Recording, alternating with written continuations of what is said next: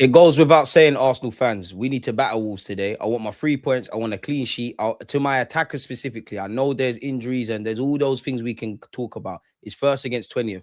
With the greatest of respect to Wolves, they're not going to lie over. We've got first world problems. We're talking about winning trophies. And even though we've got one loss in 18, we're crying. They're fighting for survival. Couple man will not play Premier League football. Managers will lose their jobs. That being said, I don't care about them. My team's gone 20 odd years without major honours. We moved to the stadium many years ago for that, and we're smelling it, we're sniffing it, but we've not got over the line. It's now time to go on a run. Everything you did against Club Brugge and more, let's go out and do that, people. And I think I've finally settled on my 11. It'd be interesting to see what we do after this game against Wolves. To be fair, regardless of who goes out there, they should get the job done. But for me, I want to go strong. And after Wolves, we have a week's break. Obviously, we've got Everton, who at this moment have lost to Chelsea or losing to Chelsea. And I didn't watch that. I watched Liverpool Brighton, but it seems like, Chelsea were a class above, even though the football was dross. So you could go strong. Obviously there's training and stuff, but you could go strong. There's a week to go until we play Everton in the evening kickoff on a Saturday. So it all depends. But for me, I'm going Raya. I'm going Benjamin White and Hincapié as the centre halves. I'm going Timber right back, Miles Lewis-Skelly, obviously owing to Calafiori being suspended, left back, midfield Rice, Zubamendi. I actually think it will work today, Odegaard, Eze left wing, Bukayo Saka. I know he's not going to start, but Gyökeres. A part of me thinks, do you play Gabriel Jesus off the left and play Gyökeres? Do you just go with Gyökeres through the middle? I don't know, people, but let me know your thoughts on that. But let's start to see what's going on. Arteta gave his press conference and he had provided updates on Declan Rice, Timber, Trossard, Saliba. I actually think Saliba's going to be in the squad for the Wolves game. We have to see. Yesterday we didn't train, so we have an extra day between this afternoon. Let's see if he can be available or not. It remains the same. If you ask me for the Everton game, I think he'll be fit for tomorrow. I don't know. And humor me as well, people. It's a debate. If you had to make the decision between Mikel Arteta, are you going Mikel Merino up front? Are you going Gyökeres, or are you going Gabriel Jesus? Let me know in the comments as well. Again, when speaking about Saliba, again, depends how he feels today. It was a knock that he picked up. He wasn't feeling comfortable. So again, it's a matter of days, but whether it's tomorrow or not, we'll see. And it's been revealed apparently Saliba has an ankle knock, and obviously Timber travelled against Bruges and didn't play. Declan Rice missed out due to being ill. I think he's capping. I think that's just Rice. I can't be bothered to make up a lie. You're ill. You'll be there for Wolves. Let's see how he is today. He was ill. That's an illness. Normally in a few days it gets resolved. Apologies, but we have to wait and see. On Trossard, again, another one that is a matter of days. It sounds boring, but it's the reality, so we don't know. On form, if Trossard's fit, you play left wing, but we kind of gambled with your fitness against Villa, so I don't really want to do the gambling thing now, if I'm honest. Just get the result, cool off for a week. Everton and whatever we've got beyond that, let's do our thing. On Jesus, we know his quality, a player that has given us so much, and he comes with energy that came the other day against Bruges. He's certainly a player that has been pushing and aiming for minutes, that's for sure. When speaking about Norgard and playing centre-half, there's a chance he plays there today. I think that comes down to the mentality of the players, the intelligence of a player like Christian as well, and how he fulfills that role. Do you know what? F it. If Saliba's not there, F it. Norgard plays centre-half. You could argue Norgard, you could take out Zubamendi, rest his legs a bit, and put in Norgard. But yeah, people. In the morning, you tell him surprisingly that he needs to play in that position because we don't have any other player to play in there, and that you need to fulfill that role. But we have a lot of examples of players that have played in different positions, like Mikel, like many others, and that's great because that gives us energy. Fair enough. You're not wrong, people. We will go full gas from the beginning. So start the strongest team, man. In any Premier League match, especially against a team that is fighting for results, I know the Wolves manager really well. He's going to push and get the players ready to cause a shot. Isn't it Rob Edwards? I'm sure he worked at Huddersfield, I want to say, when Smith Rowe was there, and he's defo worked in England's under-19s. I could be wrong. Don't quote me. So from our side, we're going to need to go full gas from the beginning, and we know what we have to do. At the end, you're going to have over 90 points probably to win it. So that means winning a lot of football matches, and tomorrow we have 3 points that we have to earn. So if we're targeting 90 points, bro, there's food on the table. We're in a very strong position in 3 competitions that we've been involved in so far. And that's what we have to continue to do at the end. The credit has to come at the end of the season. That's when we're going to measure what we've done. But in order to achieve that, we have to be achieving every single day the objectives that we want. So far, I think we're in a really good position. Let's see exactly what he said. We've spoken about Saliba and Timber already, people. We've gone over Rice and obviously Trossard. On momentum, for sure, after any defeat, you want to put it right straight away. We certainly did that, put ourselves in a great position in the Champions League, and now it's about Wolves focusing back on the Premier League after what happened and the result that we had against Villa. It's a massive opportunity for us again to win the game and put ourselves in a good position. in any Premier League match, and especially against a team that's, oh, sorry, we've gone over that. We've also gone over that. On winning 2 of the last 5 in the league, boy. Hopefully tomorrow will change and that will be different in terms of the form table. And in the last one, we are the best. So we need to win every game. And that's the only thing that we can do in terms of being as consistent as possible.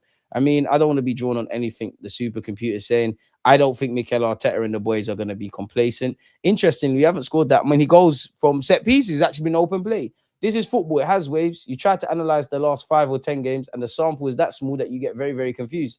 At the end, even 40 games is not enough to have a sample of what your team looks like because it's too small. But the fact that we have the resources to score from various positions with different players in different manners, that's a great thing. We want to be the best in every situation. That's what we're trying to do. We know, I think we've gone over this, but I'm not sure. We know his quality of player has given us so much, and he comes with energy. That came the other day. He's certainly a player who has been pushing and aiming for that. That's for sure. For obviously Jesus getting some minutes. On his side, not getting enough credit. I don't know. That's not for me to judge. We're in a very strong position in free competition. Oh, sorry, we've gone over that. But yeah, man, don't give us no credit. We've definitely gone over Norgard in the previous one. On if he's enjoying this season. I do enjoy it a lot because of the people that are around us and how we live and work together. Obviously, winning a lot helps because it's a different profession when you win or lose. I feel privileged to be where I am and keep going. On if we can win the quadruple. Well, it's only the 3 points of tomorrow, and I think that's enough for the supercomputer in my mind. On Gyökeres, I think the two things have to merge. I think he has to put the player in the best possible condition to explode and fulfill his potential. Then there are certain things that within that role, in the manner that we play, has to be fulfilled. That's a combination of both. Then it's not only that, I think more importantly is the connections and the players around him. At the end, those interactions and that understanding, how it develops. And before the injury, I think he was in a great place. I think it took him a while at the beginning because it's a different league, different demands. He had no preseason. Now he's starting to get some momentum. The goals will come, and we're going to be very pleased with him. On having a week with no midweek match, well, 3 things. Make sure that we can give some rest to players mentally and physically. Then try to reactivate everybody and start to work on things that you don't have time to work on. Then start to be in the best possible physical and emotional mindset to do what's required to be ready. Convincingly, though, people, we've got no fresh injuries after Wednesday. We've gone over Saliba, but once again, it's something quite small. It came from an ankle injury that he had, and he started to modify the way he was running, and he started to overload an area, which is something common. But at some point, he was uncomfortable continuing to be able to train and play. We had to stop it. He looks better, but we have to wait and see if it's enough for him to be able to train with the team. On whether he would consider selling Gabriel Jesus, would you? And also, let me know your thoughts on Gabriel Jesus versus Gyökeres. I don't consider that, especially with the situation we have right now. I think Jesus has a lot to offer to the team. He's proven that straight away in the first minute that he was available. He's put so much to be in this position again, and now the focus is to be with us. Can't disagree with that. Would you lot sell him? I don't buy the rumors to Brazil, because when you make it out, yeah, the Brazil fixture calendar list and all that stuff and Europe, they're going to be on a break, so it's not going to boost your World Cup hopes really. Big up Wanyeri, who needs more minutes. Wouldn't be against him starting against Wolves. In the same manner that other players have to cope with this situation, preparing in the best possible way, I think he's doing it. His attitude has been excellent, and when he's got the chance to play, he's proved that I'm wrong, that he needs to play more minutes and help the team as much as possible. Ethan's attitude on that is exceptional. He wants to train, he wants to be outside, he wants to be in touch with a ball. In that sense, he's top. On Zubamendi, very impressed because I know the difficulty of coming into this league, doing what he's doing immediately. First of all, you have to earn the role within the team, and that's not easy to do. Then it's a different way of playing, a different league. But as you said, the variety of actions and involvements that he has in the game is exceptional. His defending metrics are incredible. I had no doubt that he could produce that. But this is the Premier League. You have to prove it. Then attacking-wise as well, the positions he takes, the way he opens up teams in many ways, his goal threat, the capacity to assist. He's improved on set pieces as well. He has a lot to improve in that area as well. So Arteta wants more from him from dead balls. He's a player that is never going to be satisfied. You can tell when I praise him individually, it's never enough. He's never satisfied with his performances, but that's what makes him well. On if he needs an adaptation period, 100%. Too much stuff, whether they are failures or flops, yeah. Too much stuff is really being said about Gyökeres, Eze. Actually, even the fact that Eze's played in the Prem, just all of the new signings in the Premier League. 6 months. And half of these men have signed 4, 5, maybe even 6-year deals. I think the fact that he can prepare for a longer period because he sort of knew that he was coming, I think that helped. It wasn't something immediate that happened. So we talked a lot about how he was going to be needed, the challenges he was going to face, but as well, his abilities and capacities were going to fit so well within the team, and he's proven that.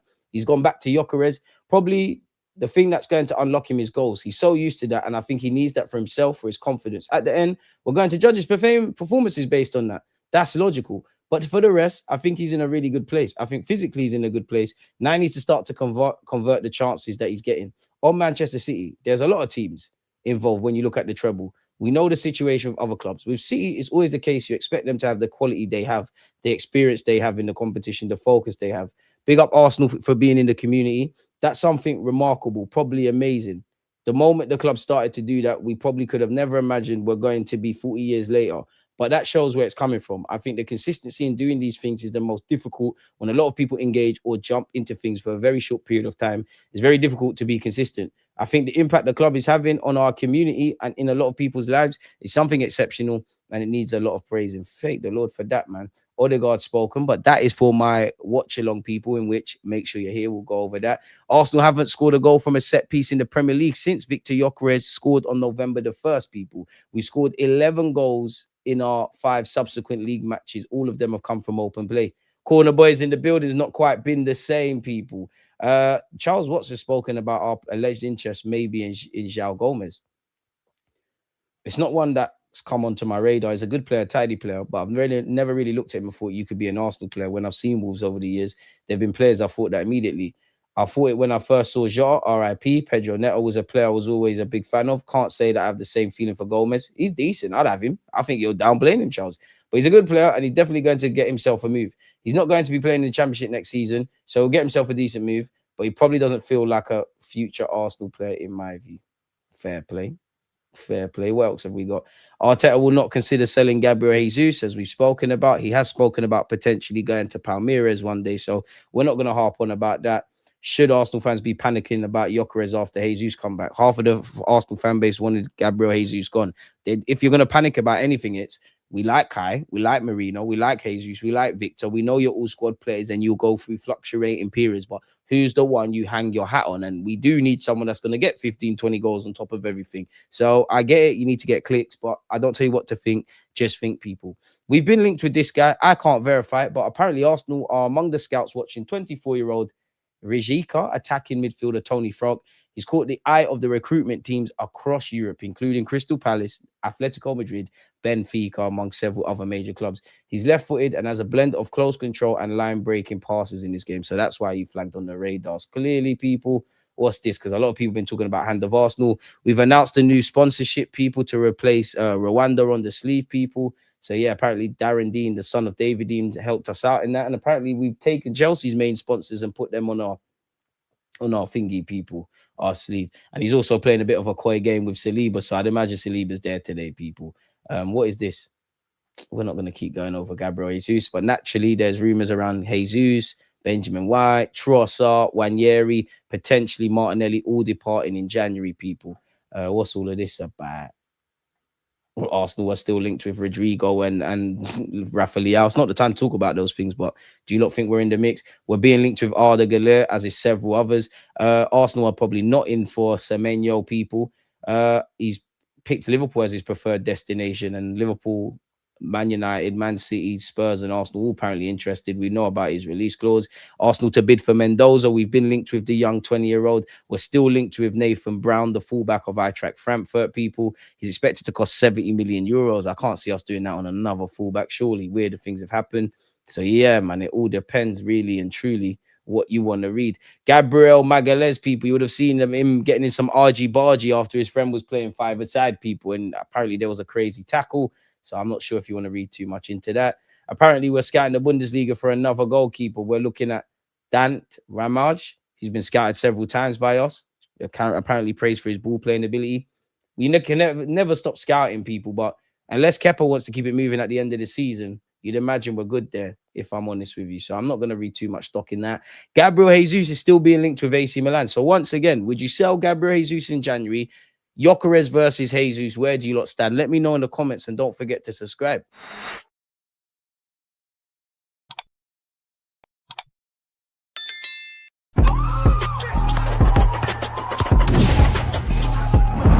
Always